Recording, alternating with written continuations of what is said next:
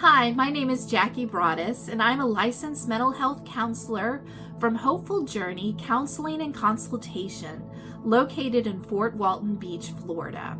And today I would like to share with you a little bit about what happens during an EMDR therapy session so you can know what to expect. And if you're wanting to know more about EMDR, you can look back at one of my past videos on brain bridges and EMDR. Now, during EMDR therapy, there are 8 steps to lowering stress and boosting resilience.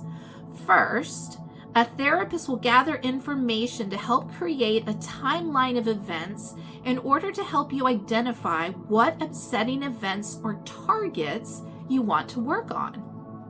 The second step is you will learn resourcing skills or relaxation skills, coping skills, to help you care for yourself when difficult emotions emerge. Steps 3 through 7 all clump together as part of working on just one particular target.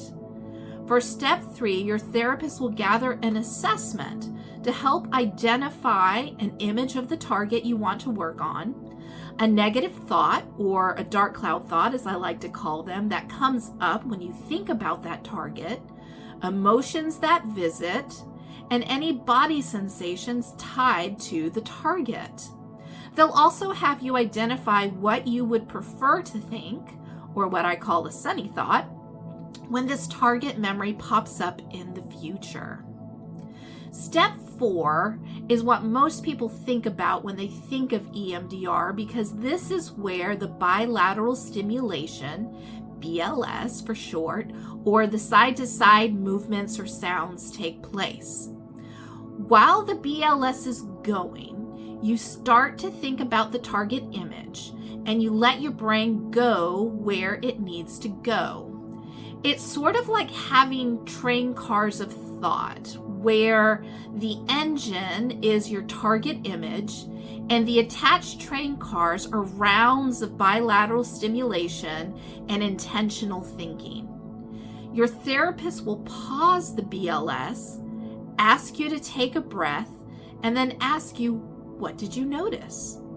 You then get to share as little or as much as you want.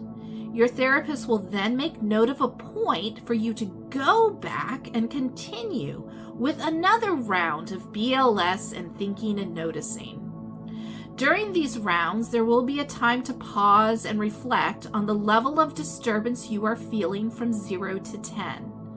The goal is to get that feeling down as close to 0 as you can.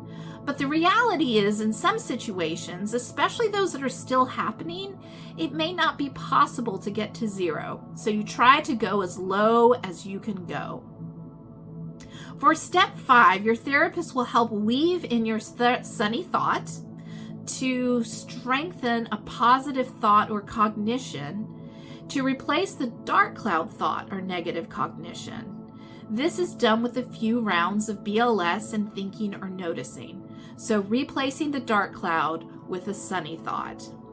Step 6 includes a body scan to check for any residual somatic symptoms in your body, and if there are any, to take time to process them out with another round of BLS and noticing.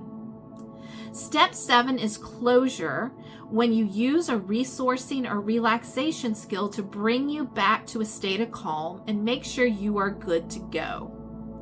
Step 8 is the last step that takes place at the beginning of the next session, and it is a reevaluation. Your therapist will have you check in on the target that you worked on and help you to describe the level of disturbance you currently feel to make sure that it is still reduced and to make sure that the sunny thought is strong. If either needs to be worked on more, you could do a little tune-up during the session. And if you are still good to go, you can then start step 3 again to find another target event or to work on and begin the cycle again. Once you do a couple round of BLS and noticing, you'll start to get the hang of it, so don't worry. It may sound complicated, but when you start to get in and do it, it becomes simple. But be sure to let your therapist know if one type of bilateral stimulation is not working for you. There are different ways to accomplish the same results, like you could use a light bar for eye movements, buzzies for your hands, hand tapping, headphones for sound.